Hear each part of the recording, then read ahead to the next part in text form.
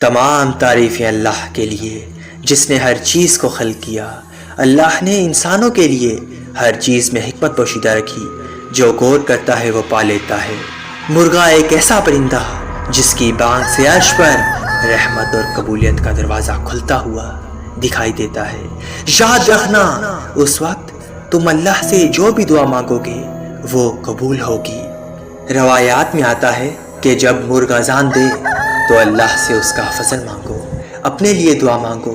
یاد رکھنا، جب عرش پر رحمتوں کا دروازہ کھلتا ہے اور جب مرغا اسے دیکھتا ہے تو بانگ دیتا ہے، اس وقت تم اللہ سے اپنے لیے، اپنے دوست احباب کے لیے، اپنی مصیبتوں، پریشانیوں، تنگ دستیوں، مفلسی کے لیے دعا مانگو۔ اللہ کے فضل و کرم سے انشاءاللہ دعا قبول ہوگی۔ اور بعض لوگ مرغ کو منحوس کہتے ہیں جب وہ دن میں بانگ دیتا ہے، لیکن در حقیقت یہ غلط بات ہے۔ یاد رکھنا، نہ تو مرغ منحوس ہے اور نہ اس کی اذان، بلکہ اس کی اذان تو اللہ کی رحمت سے جڑی ہوئی ہے۔ اس کے برعکس جب گدھا بولے تو وہ شیطان کو دیکھتا ہے۔ جب بھی گدھا بولے تو اس وقت اعوذ باللہ من الشیطان الرجیم پڑھو۔ یاد رکھنا، روایات میں بھی مرغے کی کئی خوبیاں بیان ہو چکی ہیں۔ جب مرغ بانگ دے تو اس نے فرشتے کو دیکھا۔ اکثر مرغ تہجد کے وقت بانگ دیتا ہے کیونکہ وہ وقت فرشتوں کے نزول کا ہوتا ہے اور اللہ عرش کے خزانوں کے دروازے کھول دیتا ہے اور فرماتا ہے، کون ہے میرا بندہ جو اس وقت مجھ سے جو بھی مانگے میں اسے عطا کروں گا۔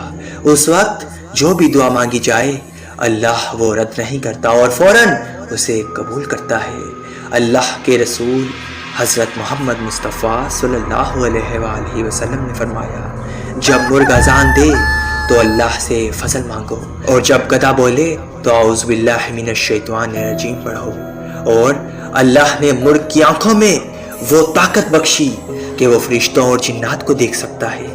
یاد رکھنا، جب وہ کسی جن کو دیکھتا ہے تو کہتا ہے، چلا جا یہاں سے، یہاں انسان بستے ہیں۔ اگر کسی انسان پر جنات کا سایہ ہو تو مرغ کو انسان کے کان کے قریب کر کے مرغ کی اذان سنائی جائے، کیونکہ مرغ کی اذان میں اللہ نے اتنی ہیبت رکھی ہے کہ جنات لرز جاتے ہیں۔